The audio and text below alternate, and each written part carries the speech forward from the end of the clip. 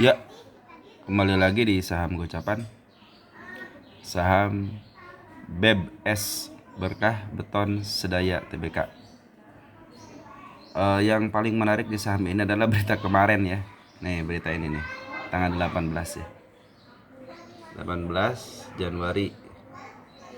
Saham BEB 6 bulan tidur ditinggal pemilik, investor masih nyangkut. Nah, semenjak berita ini keluar tanggal 18, saya perhatikan itu dari tanggal 18 itu, maka keluarlah antrian lot di sini ya.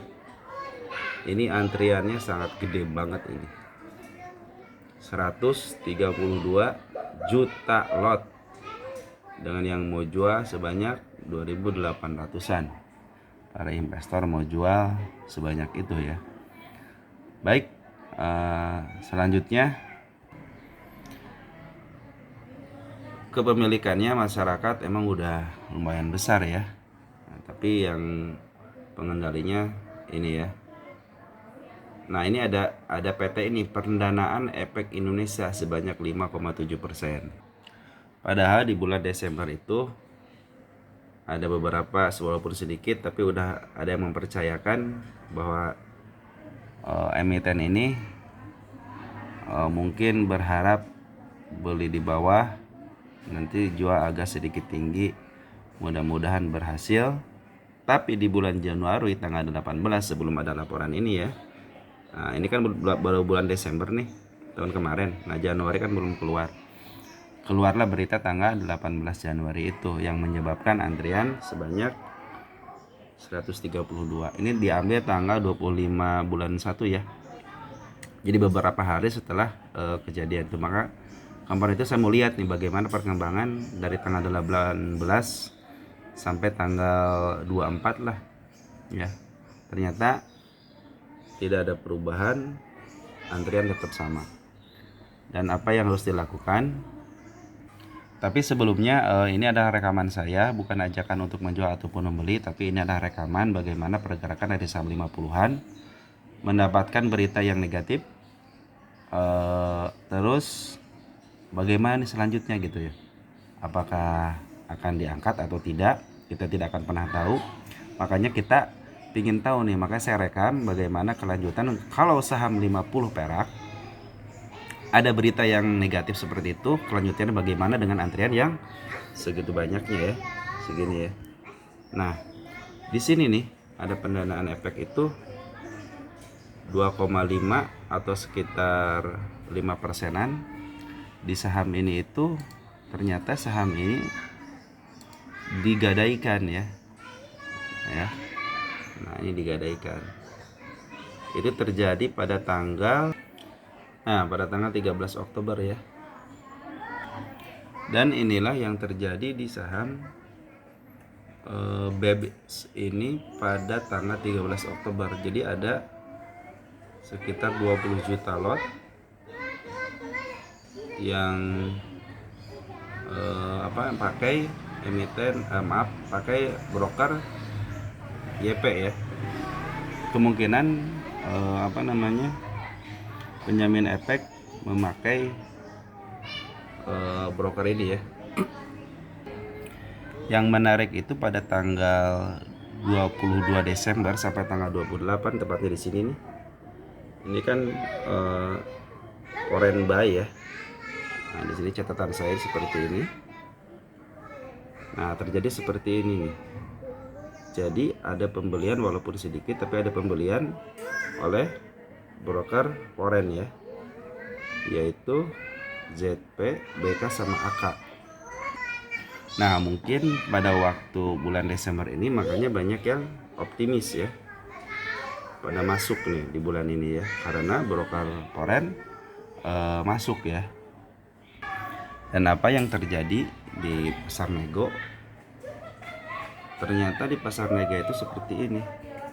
Nih, broker ini itu di pasar nego itu cuman Rp2 ya. Yang terutama ini ya, broker ini 3 aja nih. Broker 3 ini dia berhasil di pasar nego itu dengan membeli dengan harga Rp2 sebanyak segini ya. Nah, kita tidak akan pernah tahu apa yang akan dilakukan oleh broker ini ya selanjutnya. Skenarionya seperti ini. Apabila mereka mendapatkan harga di bawah, skenario pertama itu mereka akan menjual di harga 50 dengan antrian. Ya lumayan kan untungnya kan. Dari Rp2 ke 50 berapa persen tuh kan. Itu skenario pertama. Jadi kemungkinan mereka mau menjual di harga gocap, berharap para retail atau investor yang lain yang tidak tahu mereka berharap membelinya.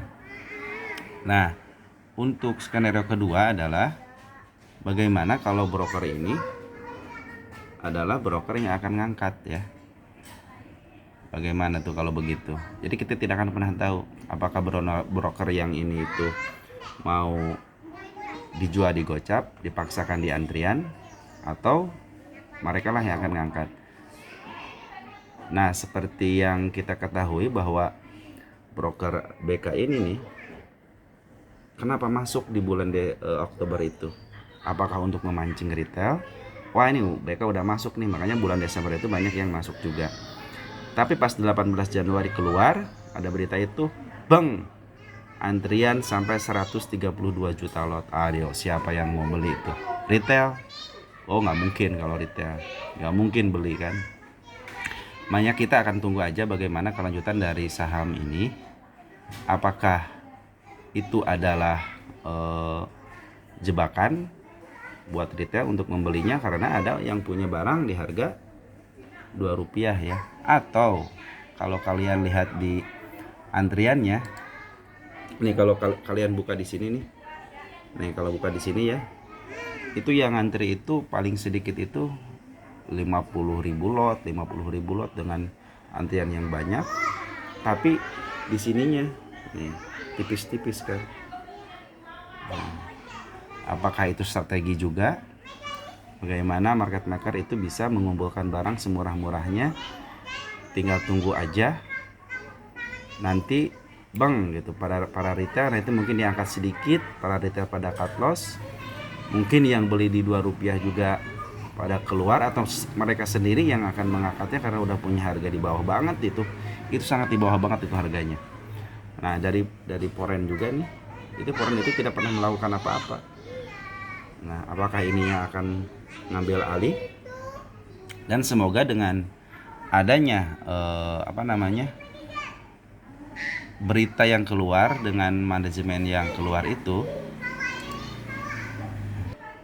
tak mungkin dengan ini keluar ya, ini keluar nih ya, kalau orang-orang yang udah tahu tentang nama ini, mereka mungkin tidak akan pernah masuk ke saham yang ada namanya ini ya, karena beberapa contoh saham juga sama gitu, pasti endingnya itu gocap gitu ya. Makanya dengan perubahan manajemen, mudah-mudahan di bulan Januari Februari ini ada perubahan. Karena lihat dari laporan keuangannya, sebenarnya laporan keuangannya itu di revenue-nya itu masih ada jalan gitu. Jadi perusahaan ini memang masih jalan. Kita nggak tahu ya bagaimana istilahnya perusahaan ini baik-baik. Sebenarnya baik-baik aja walaupun ya di net income-nya mendapatkan kerugian ya. Terus ini juga belum ada pemberitahuan apa-apa, tidak ada notasi khusus dari saham ini, dari Metin ini. Nah, maka kita akan lihat bagaimana kelanjutan dari saham ini. Nah, ini juga lihat cashnya ada, utangnya juga nggak ada ya.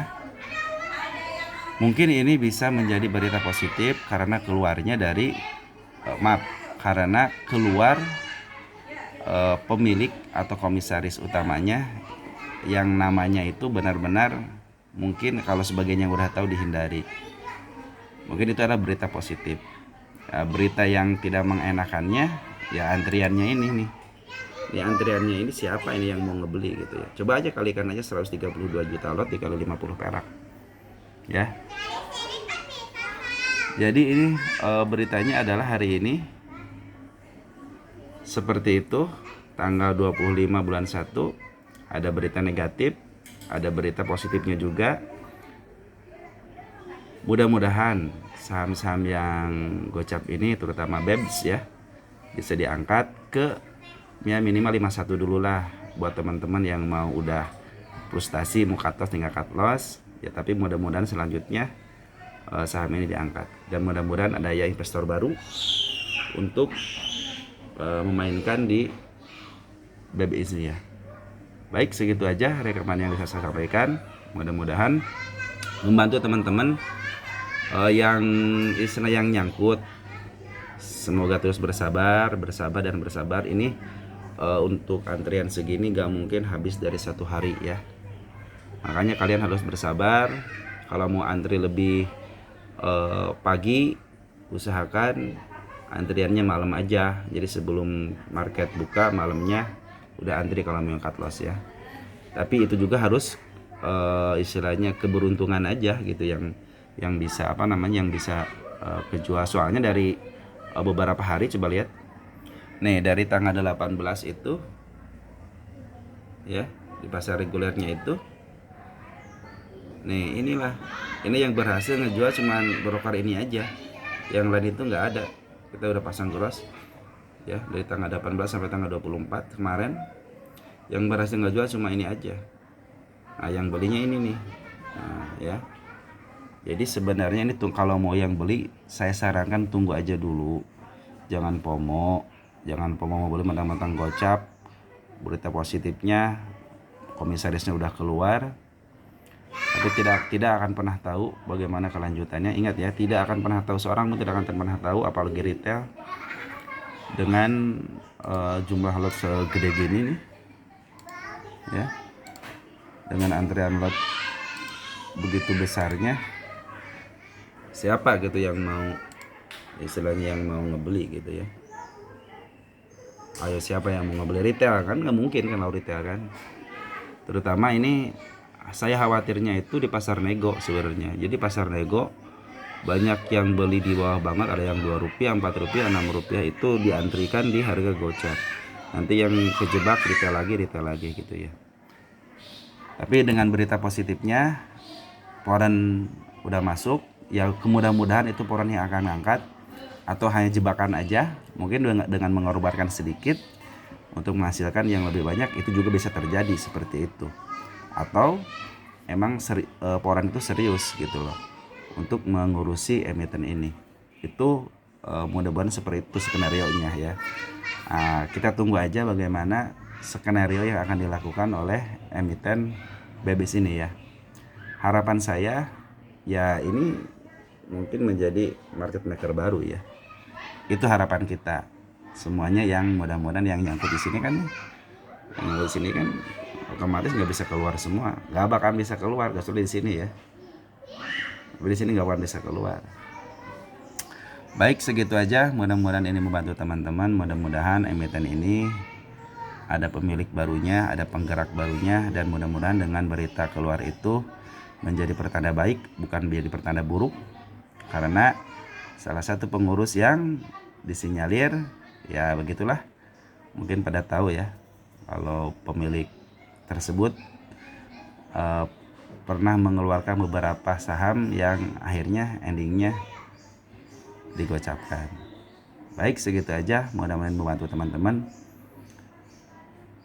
dalam saham emiten BEBS ini.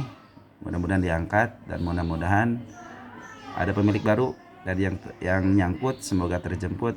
Yang beli saya sarankan tahan dulu, atau yang udah terlanjur beli ya tunggu aja, sabar. Mudah-mudahan ini diangkat. Baik, segitu aja. Ciao.